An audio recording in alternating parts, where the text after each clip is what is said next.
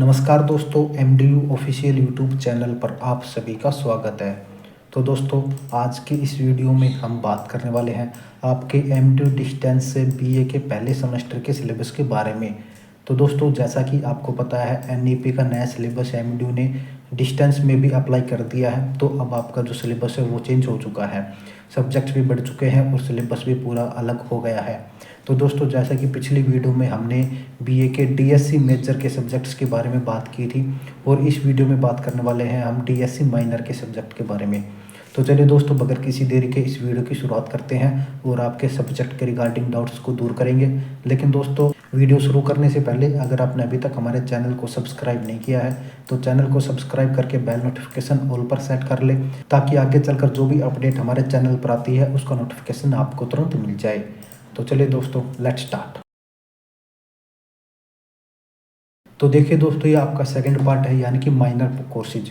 यानी कि दोस्तों, जो डीएससी के मेजर के 3 सब्जेक्ट थे वो अलग थे, और डीएससी माइनर का आपको एक सब्जेक्ट लेना था। मेजर के आपके पास 3 सब्जेक्ट है और माइनर का एक सब्जेक्ट है। टोटल 8 ऑप्शन आपके पास होते हैं, जिनमें से 3 डीएससी के, यानी कि 3 सब्जेक्ट छोड़कर बाकी जो 5 सब्जेक्ट बचते हैं उनमें से एक सब्जेक्ट आपको लेना होता है। तो दोस्तों, डीएससी मेजर के 3 जो सब्जेक्ट है उनके बारे में, उनके सिलेबस के बारे में हमने पिछली वीडियो में डिस्कस किया था। अगर आपने वो वीडियो नहीं देखी है तो उसका लिंक आपको डिस्क्रिप्शन में मिल जाएगा, या फिर ऊपर आई बटन में भी आ रहा होगा, आप वहाँ से उस वीडियो को चेक कर सकते हैं। यहाँ पर हम माइनर कोर्स की बात करते हैं, यानी कि जहाँ से आपको सिर्फ एक सब्जेक्ट लेना था, जिसको बोलते हैं डीएससी माइनर। तो यहाँ पर देखिए, सबसे पहले जो होता है वो है आपका इंग्लिश। दोस्तों, यहाँ पर मैं आपको बता देता हूँ, आपका जो पेपर है वो पूरे 70 नंबर का ही होगा। 30 नंबर के आपका असाइनमेंट होंगे। वो टाइम पीरियड जो है वो 3 घंटे का ही रहेगा। सभी सब्जेक्ट का जो थ्योरी और असाइनमेंट का सेम रहेगा, और टाइम ऑफ एग्जामिनेशन भी सेम रहेगा।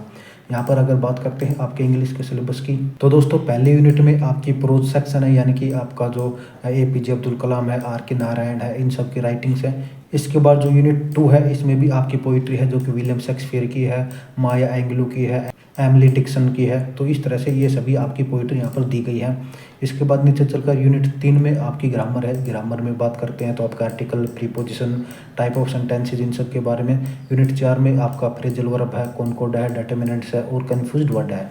ये 2 जो यूनिट है ये आपकी ग्रामर के रिगार्डिंग है, और पहली जो 2 यूनिट थी ये आपकी थी पोइम्स के रिगार्डिंग। अब इसके बाद अगला जो सब्जेक्ट आता है वो आता है आपका हिंदी।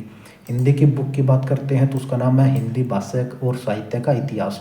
दोस्तों, अगर इनकी जो यूनिट्स हैं हम उनके बारे में बात करते हैं तो आपकी जो पहली यूनिट है यह है हिंदी भाषा का विकास, सामान्य परिचय। हिंदी भाषा का उद्भव, उसकी बोलियाँ, आदिकालीन, मध्यकालीन, आधुनिक हिंदी के बारे में। इकाई 2 में आपके आदिकालीन के बारे में है, आदिकाल का परिचय, उसकी पृष्ठभूमि और उसके जो प्रमुख लेखक थे उनके बारे में। इकाई 3 में आपको भक्तिकाल के बारे में देखने को मिलता है, जिसका परिचय और पृष्ठभूमि, उसका उद्भव, विकास, स्वर्ण युग कहते हैं इसको।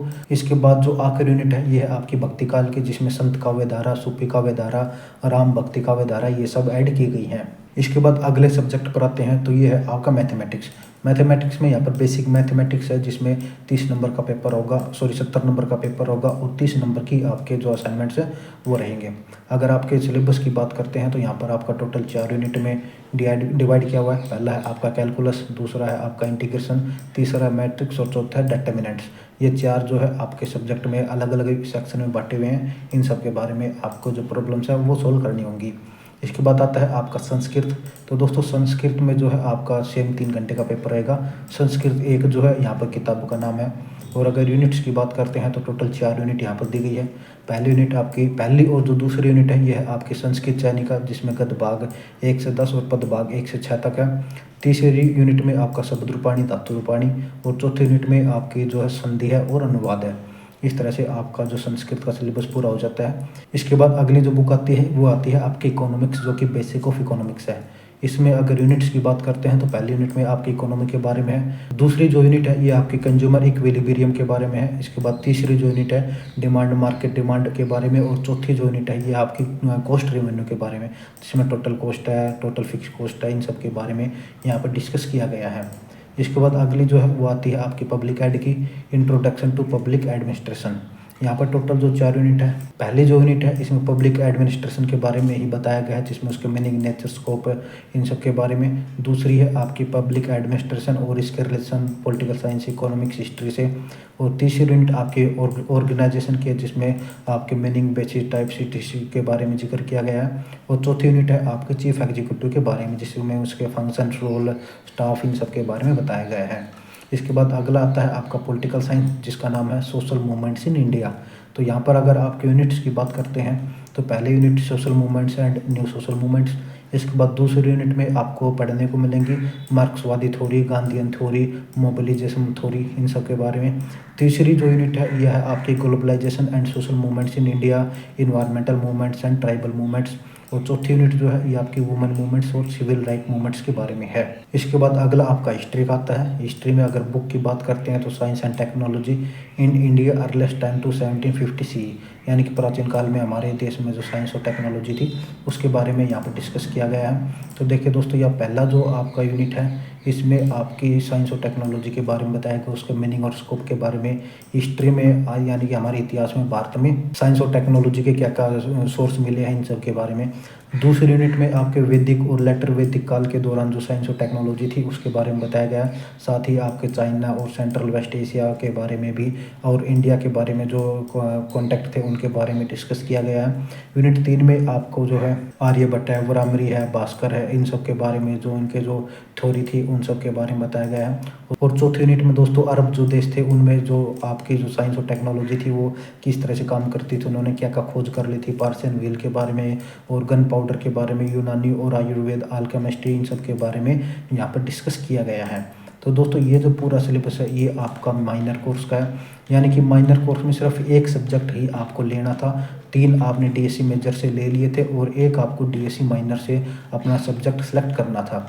तो दोस्तों आपने इन सभी 8 में से एक सब्जेक्ट सेलेक्ट किया हुआ है। जो सब्जेक्ट सेलेक्ट आपने किया था उसका सिलेबस मैंने बता दिया है, आप अपना जो सब्जेक्ट है वो यहाँ पर देख सकते हैं। साथ ही दोस्तों अगर आप इस पीडीएफ को डाउनलोड करना चाहते हैं तो उसका लिंक आपको डिस्क्रिप्शन में मिल जाएगा, आप वहाँ से इस पीडीएफ को डाउनलोड भी कर सकते हैं। तो दोस्तों ये था आपके माइनर कोर्स का सिलेबस, इसमें सिर्फ एक सब्जेक्ट आपके पास है और जो सब्जेक्ट आपके पास है उसका सिलेबस आप चेक कर सकते हैं। साथ ही दोस्तों बाकी जो अदर बच गए जैसे कि आपका स्किल एनहेंसमेंट कोर्स है, एमडीसी कोर्स है, इन सब के बारे में पूरा सिलेबस के डिटेल्ड वीडियो भी बहुत जल्दी हमारे यूट्यूब चैनल पर आ जाएगी।